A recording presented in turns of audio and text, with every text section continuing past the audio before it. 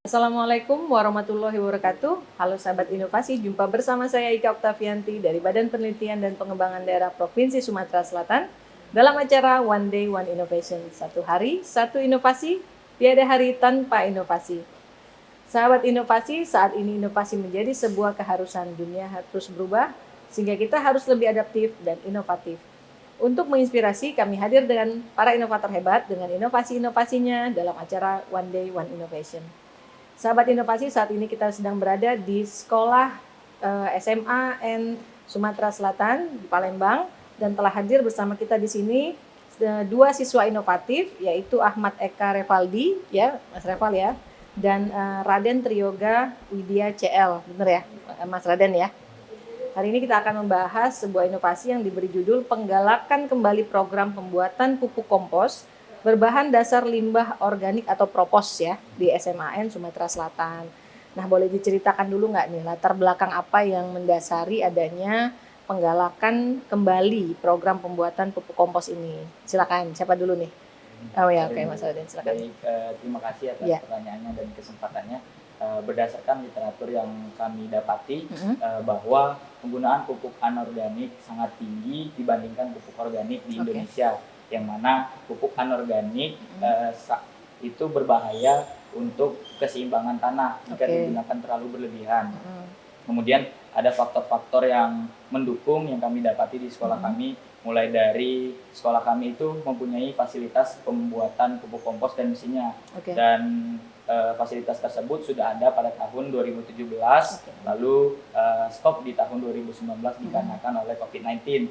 Nah, ada juga faktor lainnya seperti daun yang menumpuk di lingkungan sekolah kami. Oke, jadi ini limbah organiknya seperti apa nih?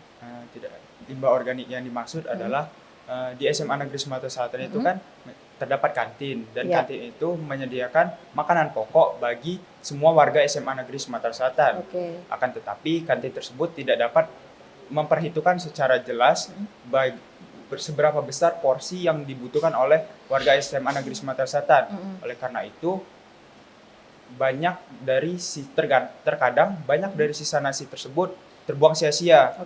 Oleh karena itu kami membuat program ini. Oh gitu. Jadi limbah organiknya itu berasal dari limbah kantin ya, yang dari makanan yang sisa-sisa makanan ya dari yang disediakan. Tujuan atau manfaatnya sendiri nih yang sudah pada saat pelaksanaan itu seperti apa, Mas? Untuk tujuannya sendiri kami ingin meningkatkan minat siswa terhadap pembuatan pupuk kompos dari bahan organik ini, serta kami ingin mengetahui bagaimana pengaruh variasi dari penggunaan pupuk kompos terhadap tumbuh kembang tanaman. Untuk manfaatnya sendiri kami berhasil meningkatkan use value atau nilai guna dari nasi yang selama ini dianggap sebagai limbah pengganggu yang mengganggu lingkungan, membuat busuk dan lain sebagainya. Bisa diceritakan nggak gimana memproses itu dari misalnya nasi yang udah dikumpulkan gitu sampai dia menjadi sebuah pupuk kompos yang bisa kita gunakan gitu? Untuk prosesnya sendiri ada yang pertama itu kami menentukan pertanyaan-pertanyaan terlebih dahulu untuk ditanyakan nanti kepada peserta penggalakan program pupuk kompos ini. Kemudian kami melakukan Q&A session bersama peserta penggalakan program pupuk kompos kami yang sebanyak 28 orang. Nah, di situ kami mengetahui dari Q&A session itu seberapa jauh kemampuan mereka mengetahui tentang pengolahan dari limbah organik. Kemudian kami di hari berikutnya menentukan kepanitiaan, menentukan bagian-bagian masing-masing yang mana nantinya agar kerjanya lebih teratur. Kemudian di esok harinya kami melakukan pengumpulan bahan-bahan mulai dari sampah organik dari kantin, kemudian daun-daun kering. Lalu di hari itu juga kami mulai mencacah daun-daun kering itu menggunakan mesin. Lalu di hari itu juga kami membuat mol yang nantinya membantu pembusukan dari daun-daun kering tersebut. Mol itu terbuat dari sampah organik yang ada di kantin dengan dicampurkan oleh air gula. Kemudian akan didiamkan selama sekitar paling cepat itu sekitar 1 bulan. Oke. Namun ketika kita ingin pupuk kompos itu lebih halus dan lebih bagus lagi, itu bisa sampai 2 bulan. Oke. Berapa lama tuh kita memproses, bukan waktu komposnya ya, tetapi berapa kali gitu dilaksanakan? Misalnya termnya 1 kali pelaksanaan mampu menghasilkan berapa pupuk kompos gitu. Nah itu berapa kali dilakukan misalnya dalam 1 bulan gitu? Untuk termnya sendiri itu setiap 3 kali sehari kami melakukan penyiraman mol, dan untuk pengadukan sendiri kami melakukan tiap hari. Sejauh ini dalam 2 bulan kami menghasilkan 2 ember untuk dimanfaatkan tanaman-tanaman cabai di sekitar SMA Negeri Sumatera Selatan. Nah gimana tuh dengan hasilnya menggunakan pupuk yang udah diproduksi sendiri gitu? Apakah produksi cabainya jadi lebih banyak atau gimana Mas? Untuk produksinya sendiri kami membandingkan dengan pupuk yang kami buat dengan mol kami sendiri, pupuk yang dibuat dengan E4 atau organisme yang sudah jadi, serta pupuk anorganik. Dan untuk tumbuh kembangnya sendiri itu tidak jauh beda. Oh jadi bagus gitu ya, tetap tumbuh subur ya dari hasil pupuk kompos yang dihasilkan. Nah dampaknya sendiri nih bagi siswa maupun untuk sekolahnya seperti apa nih? Dari siswa, kami yakin siswa akan lebih paham lagi terkait apa itu pupuk kompos, bagaimana cara proses pembuatannya, dan lain sebagainya. Dan untuk sekolah tidak akan lagi membeli pupuk anorganik lagi dari luar. Jadi sekolah akan cuma memanfaatkan pupuk yang dari program ini. Oke. Nah ada hambatan nggak selama melaksanakan itu?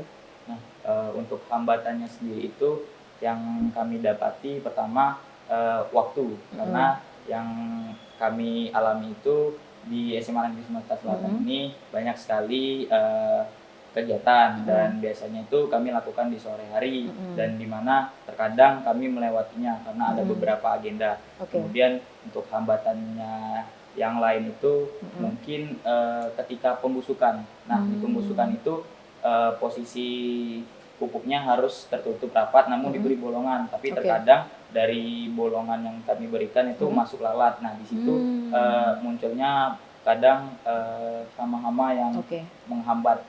Nah ada nggak pesan dan kesan untuk sahabat inovasi di rumah nih biar bisa kreatif seperti Mas Reval dan Mas Raden? Silakan. Untuk teman-teman inovator di rumah, inovasi itu mungkin membutuhkan suatu kedisiplinan dan juga ketelitian. Akan tetapi melalui kedisiplinan dan ketelitian itu kita akan mendapatkan hasil yang memuaskan. Ucapan terima kasihnya. Kami ucapkan juga terima kasih kepada Bapak PJ Gubernur Provinsi Sumatera Selatan, kepala sekolah kami, guru pembimbing, orang tua, dan juga peserta partisipasi dalam penggalakan program pupuk kompos ini, dan juga seluruh warga SMA Negeri Sumatera Selatan yang sudah membantu dan menyukseskan program penggalakan pupuk kompos ini. Baik, terima kasih Mas Reval dan Mas Raden. Mudah-mudahan ini bisa jadi contoh ya buat teman-teman inovator di rumah. Nggak hanya di sekolah, berarti kan bisa diimplementasikan di rumah gitu, karena pastinya banyak sisa makanan yang bisa dijadikan pupuk kompos ternyata gitu ya. Mudah-mudahan nanti pengembangan program ini terus berlanjut di adik-adik kelasnya, dan mungkin setelah udah di mana di universitas bisa terus tetap dilanjutkan gitu ya. Dan mungkin udah bisa ada dikembangkan dengan teknologi lainnya gitu kan ya. Terima kasih Mas Reval dan Mas Raden. Nanti kita ngobrol-ngobrol lagi soal inovasi yang lainnya. Terima kasih. Sahabat inovasi, untuk mengetahui lebih lanjut tentang adanya inovasi ini ataupun ada pertanyaan tentang inovasi ini, dapat meninggalkan komentar atau pertanyaan di kolom komentar podcast YouTube kami. Tetap ingat kita punya jurus 4S. Setiap orang adalah inovator, setiap masalah bisa menjadi peluang inovasi, setiap solusi harus sinergi, dan setiap inovasi harus konkret hasilnya. Jumpa lagi bersama kami di podcast One Day One Innovation selanjutnya. Salam inovasi.